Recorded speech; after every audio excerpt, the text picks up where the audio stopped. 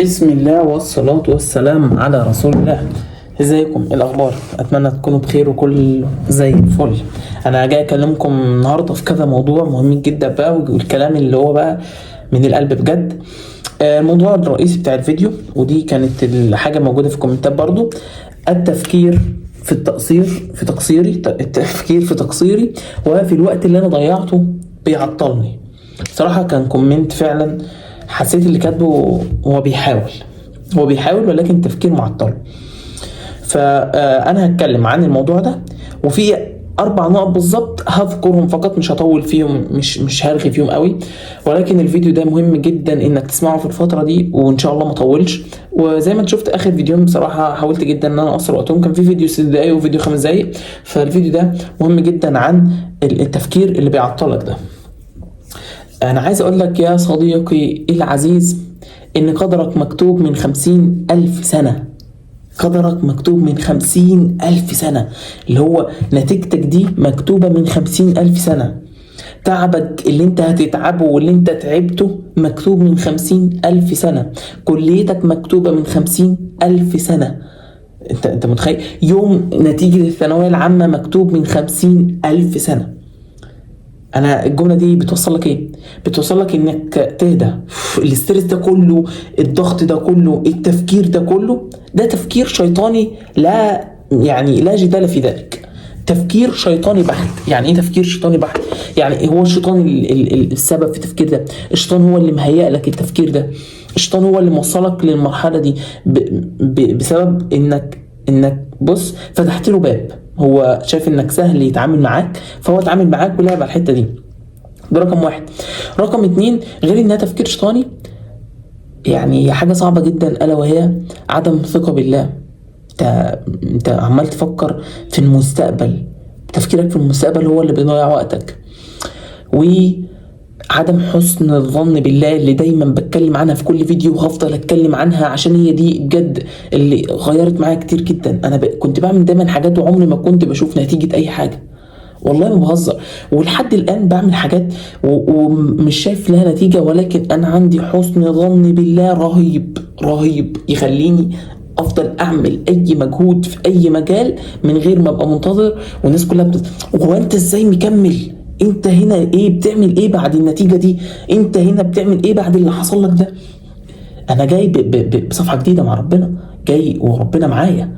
جاي يا عم. انت لما بتبقى رايح مثلا في حتة معينة ومعاك واسطة، بتبقى ماشي فارد ظهرك كده وداخل، السلام عليكم ورحمة الله وبركاته، معايا الأستاذ كذا فممكن ندخل. انت معاك ربنا، بتخش في أي مجال، في أي حتة، في أي مذاكرة، في أي درس، وانت كده واثق، في أي امتحان وانت حسن الظن بالله. ماشي. التفكير في تقصيري بيعطلني. التفكير في تقصيرك، كلنا قصرنا. يعني انا عايز اقول لك كله قصر. افضل النماذج اللي انت بتشوفها ونفسك توصل لده مقصرين. انا عايز اقول لك ان المدرس بتاعك اللي بيدرس لك كل المواد مقصر. الدكتور بتاعك كان مقصر يوما ما. كله بيأثر في حياته، مفيش حد اتولد كده ماشي مستقيم. فانت ما تاخدهاش من ناحيتين، ما تاخدهاش اللي جلد ذات تماما وهبص بقى انا موت نفسي وانا مقصر وانا مش قادر والكلام ده، وما تاخدهاش اللي هو انا كده كده مقصر فيلا بقى تقصير بتقصير يلا ننام. انت فاهم؟ لحظة دي لا، لحظة دي لا تماما. كل المدرسين بتوعك كانوا يوما ما مقصرين. كل الأمثال اللي نفسك تحتذي بها يوما ما كانوا مقصرين. أي حد وصل كان يوما ما مقصر، ولكن اللي خلاه يوصل إن هو ما شغلش باله بحاجة زي كده. أنا دايما بقول اشغل بالك باللحظة اللي أنت فيها، اشغل بالك باليوم الجديد اللي أنت فيه، اشغل بالك باللحظة اللي جاية، اللي هو أنا إن شاء الله أنا هخش أنام دلوقتي مثلا وقت نومك، ويبقى تفكيرك كله ان انت هتصحى تعمل كذا. ولكن في حته مهمه جدا في حته النوم نسيت اذكرها في الفيديو بتاع اللي فات بتاع النوم وكده، الا وهي يا جماعه انتوا لو تعبتوا من المذاكره هتناموا احلى نوم. اقسم بالله لو تعبتوا من المذاكره هتناموا احلى نوم. تبقى بتذاكر وبتذاكر بجد، بتذاكر بمجهود بقالك 6-7 ساعات فعلا. وهتقوم الساعة مثلا 11 بالليل أو 12 وجي وقت نومك، هتنام أحلى نوم. ولما تيجي تقوم هتبقى مش قادر، ولكن لو قمت بمجرد 4-5 دقايق بالكتير مجرد بس ما تغسل وشك وكده تحس انك بني ادم جديد تماما تماما، يوم جديد. انت لو استمريت على الموضوع ده 30 يوم اوعدك ان هو يغير كل حاجه انت بتعملها في حياتك، هيغير نظرتك وهيبص هينظم لك حياتك تماما. هيبقى شهر كمان تحس ان الثقه بتاعتك ضربت في السماء، وبص انت بقيت بيرفكت. عايز اقول لك النقطة بقى، هبدأ أتكلم في الأربع نقط عشان وقت الفيديو والوقت بيعد قدامك، عدى كتير 5 دقايق ونص. فينكم من قيام الليل؟ بجد بجد بجد بجد. انت ازاي في ثانوية عامة وهو مش بتقيم قيام الليل وتدعي تفضل تدعي وتفضفض وتقول ربنا بكل اللي نفسك فيه؟ انت ازاي لسه يعني وصلت لشهرين فاضل شهرين في ثانوية عامة وما بتقومش الليل؟ تاني نقطة عايز اتكلم عنها من الاربع نقط اللي عايز اكلمكم عنها، انك تلغي اي فكرة في دماغك بطريقتين. الطريقتين دول هيحلوا مشكلة التشتت وهيحلوا مشكلة التفكير الزيادة. التفكير الزيادة هتذاكر بصوت عالي، هتبقى بتذاكر الجملة بتقرأها بصوت عالي رهيب، اللي هو requirement of solvent as mobile face. عندك dissolved the component of mixture, it must be different eluent power, must be higher purity as possible. انت الطريقة دي بتشوش على الافكار الشيطانية او الافكار السيئة اللي بتجيلك. ده رقم واحد. الطريقة التانية الا وهي يكون جنبك ورقة فاضية، اي ورقة فاضية او كشكول فاضي عامة. مش هلاقي صفحة فاضية، لقيت صفحة فاضية. اي كشكول فاضي وورقة فاضية جنبك، انت بتذاكر في المحاضرة دي كده ماشي، وليكن انت بتذاكر في المحاضرة دي كده والكشكول ده جنبك كده اهو، محاضرة وكشكول فاضي او ورقة فاضية انت بتذاكر. دلوقتي جه في دماغك فكرة عايز تعملها، مثلا مذاكر بامبينج سيستم جنريت هاي بريشر. مش هقوم امسك التليفون، لا انا هكتب كده وهكتب بالظبط. انا لما هقوم هبعت الرساله دي للاستاذ او للمستر اساله على ميعاد الدرس. ده التشتت، ده حل مشكله التشتت وحل مشكله التفكير الزياده. بالز فري اوتبوت فلوري. ندمان والله على الوقت اللي عدى. اعمل ايه في مشكله الندم في الوقت اللي عدى؟ تحسن الظن بالله زي ما قلت لك. ادي الطريقتين هتحل مشكله التشتت وهتحل مشكله التفكير الزياده. ماشي، ادي كده النقطه الثانيه. تعالوا نشوف بس النقطه الثالثه سريعا. هي النقطه الثالثه كانت التشتت وافكار ثابته، ووقت المذاكره هات ورقه جميله جنبك واكتب. تالت حاجه والرابعه برضو في نفس الوقت، انا عايز اكلمك. الناس كلها يعني كتير قوي بيصيح من فكره الانجليزي والانجليزي صعب وهكذا. انا والله الفكره ان انا ما بحبش اعمل حاجه وما كنتش متمكن منها.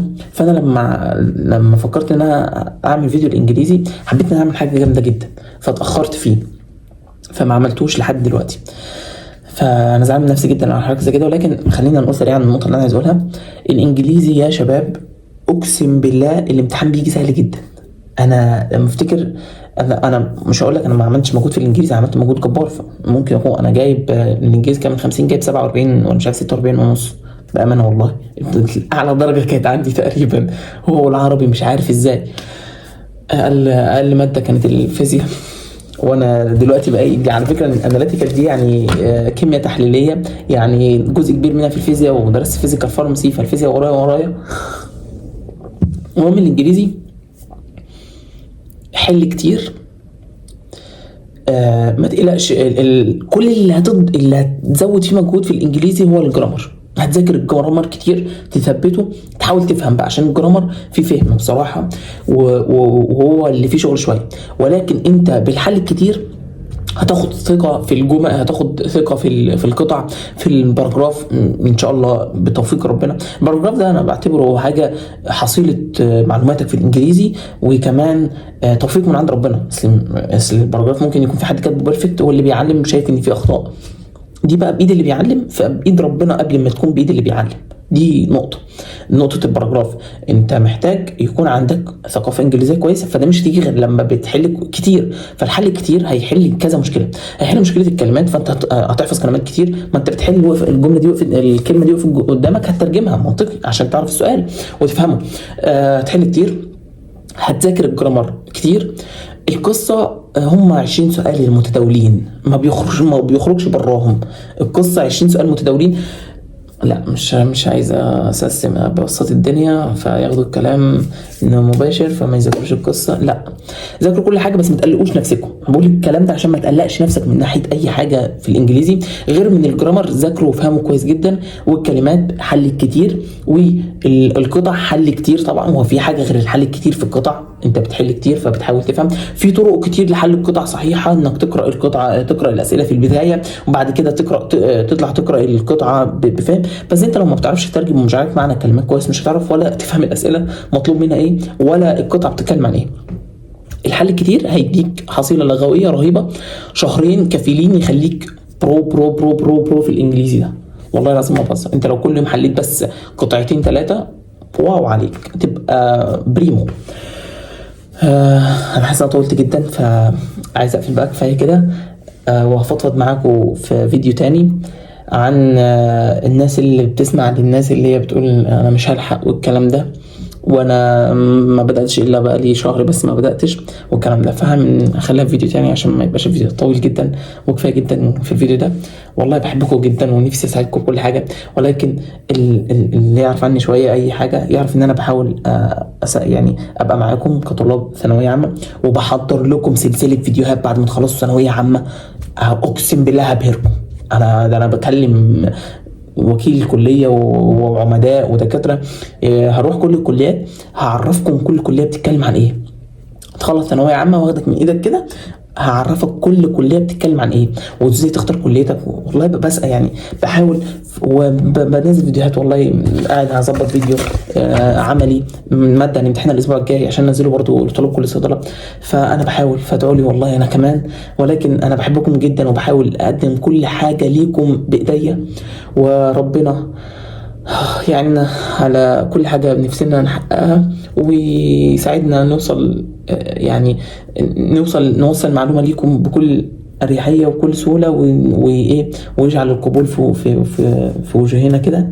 وبس كده، ما تنساش تتابعني عشان تدعمني عشان تحفزنا أكتر، وما تنساش تصلي على النبي، وما تنساش إني ثانوية عامة هي انك ترضي اهلك. هتكلم فيديو جاي عن الغش بعد السلسله دي، بعد الاربع فيديوهات الجايين دول. وبس كده، السلام عليكم ورحمه الله وبركاته.